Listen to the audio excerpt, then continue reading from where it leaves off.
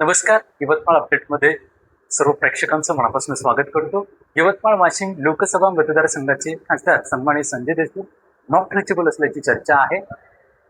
यवतमाळ वाशिम लोकसभा मतदारसंघाच्या खासदारपदी शिवसेना उद्धव बाळासाहेब ठाकरे पक्षाच्या वतीनं मशाल या अधिकृत चिन्हावरती ते निवडून आले होते आणि तेव्हा काँग्रेस असेल, राष्ट्रवादी काँग्रेस, शरदचंद्र पवार पक्ष असेल, अशा विविध पक्षाच्या माध्यमातून मायबाप जनतेने प्रचंड मताधिक्याने त्यांना निवडून दिलं होतं. पण सध्या आता चर्चा आहे की त्यांनी प्रवेश अधिकृत घेतला की ते अजूनही घ्यायचा बाकी आहे.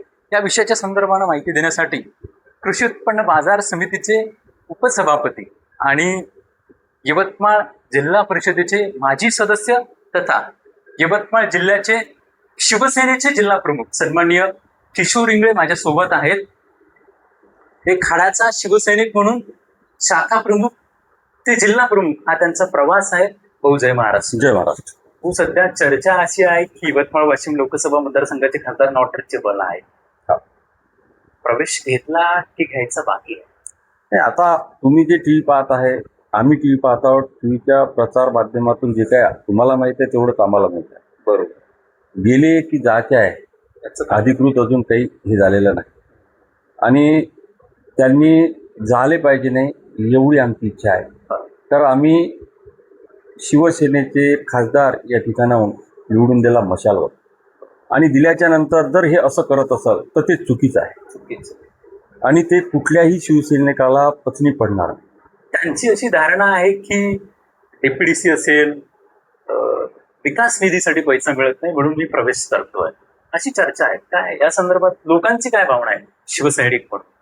जनतेला याचं काही देणं घेणं नाही. जनतेला तुम्ही काय त्यांना देऊ राहिले, काय नाही देऊ राहिले यानं कधी जनतेनं विचारलं नाही. तुम्हाला त्याच्या विरोधात तुम्हाला निवडून दिलं जनतेने आणि तुम्ही सत्ता नसल्यामुळे तुम्हाला निधी भेटत नाही ही जनतेला माहीत आहे.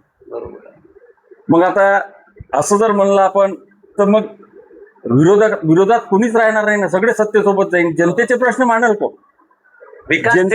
जनतेचे प्रश्न मांडण्यासाठी, विरोधातली मांडण्यासाठी तुम्हाला लोकांनी निवडून दिलं.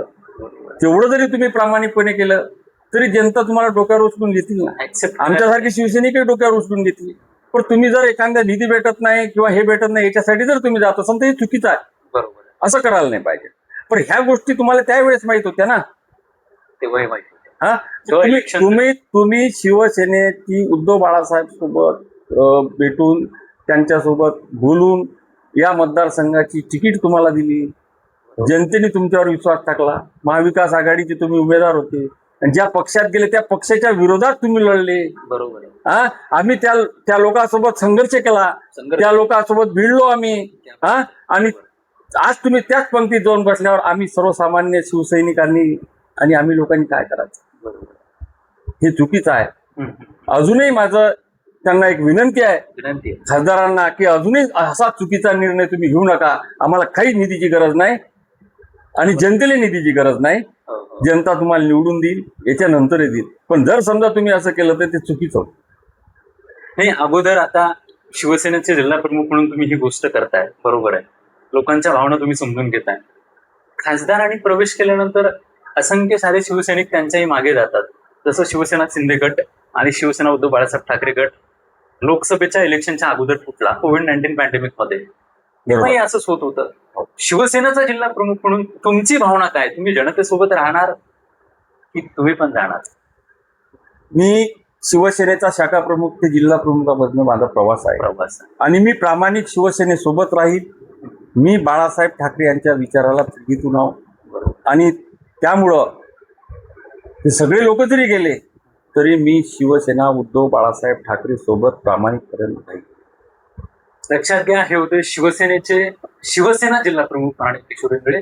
त्यांची भावना ही आहे की सर्व जरी गेले तरी चालतील, मी शिवसेना उद्धव बाळासाहेब ठाकरे पक्षाचा कट्टर शिवसैनिक आहे आणि मी बाळासाहेब ठाकरे उद्धव बाळासाहेब ठाकरे यांच्या विचारांना मांडणारा कार्यकर्ता आहे. त्यामुळे त्यांची भूमिका ठाम आहे. संजय देशमुख काय निर्णय घेतील यावरती सर्व मतदारसंघाचं लक्ष लागलेलं आहे. थांबतो. पंढरी पाटील, यवतमाळ.